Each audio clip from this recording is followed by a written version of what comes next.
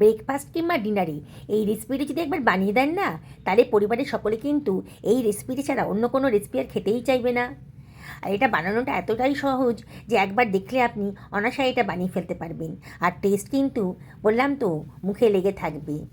সপ্তাহে দেখবেন 4 দিন এটাই বানাতে হচ্ছে আপনাকে সবার রিকোয়েস্টে।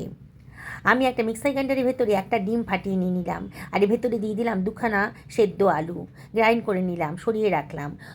2 বাটি আটা নিয়ে নিয়েছি, আর প্রয়োজন মতো লবণ দিয়ে দিলাম, 1 চিমটা হলুদের গুঁড়ো, আর খানিকটা গোটা জিরে দিলাম, আর হাতে ডলে খানিকটা জোয়ানও দিয়ে দিলাম। 1 টেবিল চামচ তেল দিয়ে ভালো করে ময়াম দিয়ে এটাকে মেখে নিচ্ছি।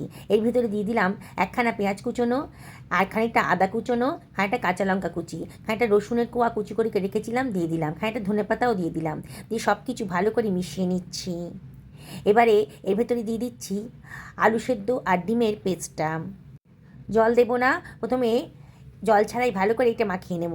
যদি প্রয়োজন হয় তাহলে অল্প অল্প জল দিয়ে এটাকে ভালো করে মাখিয়ে নেব।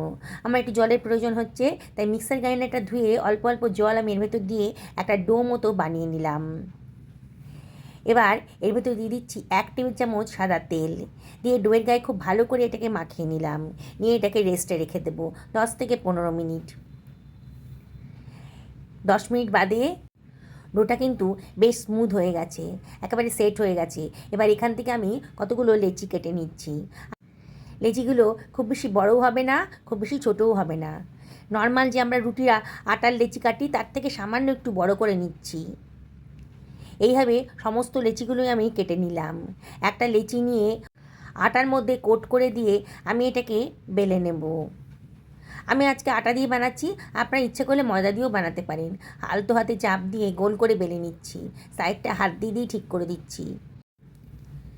দেখুন সাইডটা দেখতে সুন্দর লাগবে, খুব বেশি মোটাও হয়নি আর খুব বেশি পাতলাও হয়নি। আমি আর একটা আপনাদের করে দেখাচ্ছি।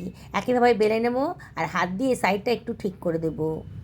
দেখতে ভালো লাগলে পরে কিন্তু খাবার রুচিটা বেড়ে যাবে। একটা তাওয়া গরম করতে দিয়ে দিয়েছি, একটা তাওয়ার ভেতরে এবার দিয়ে দিচ্ছি বেলে রাখা পরোটাটা। এবার এপিঠ ওপিঠ ভালো করে আমি এটাকে সেঁকে নেব। যারা ডায়েট করছেন তারা কিন্তু শুকনো খোলাতে ভেজেও খেতে পারেন, তবে আজকে আমি অল্প তেল দিয়ে এটাকে পরোটা করে বানিয়ে খাবো। দারুণ টেস্টি হয়েছে।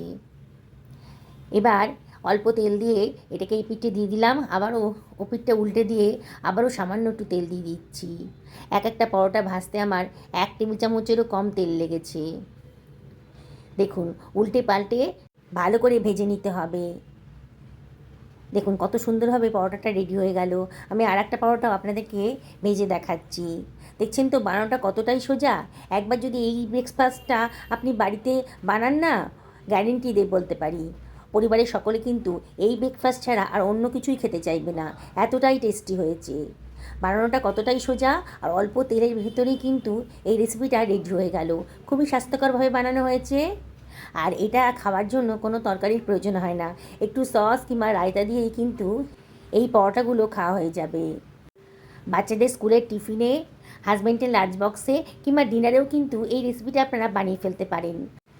দেখুন একটা ছিঁড়ে দেখাচ্ছি, বাইরেটা কতটা ক্রিস্পি হয়েছে আর ভেতরটা কিন্তু নরম হয়েছে, কতটা টেস্টি হয়েছে। আর এইটা খাওয়ার জন্য আজকে আমি একটু রায়তা নিয়ে নিয়েছি। বন্ধুরা আবারও রিকোয়েস্ট করব, একদিন বাড়িতে বানিয়ে ফেলুন, পরিবারের সকলকে খাওয়ান, নিজেও খান, দেখবেন সবাই খুব আনন্দ করে খাচ্ছে। সুস্থ থাকুন, ভালো থাকুন এই কামনা করে ভিডিওটা শেষ করলাম। নমস্কার নেবেন।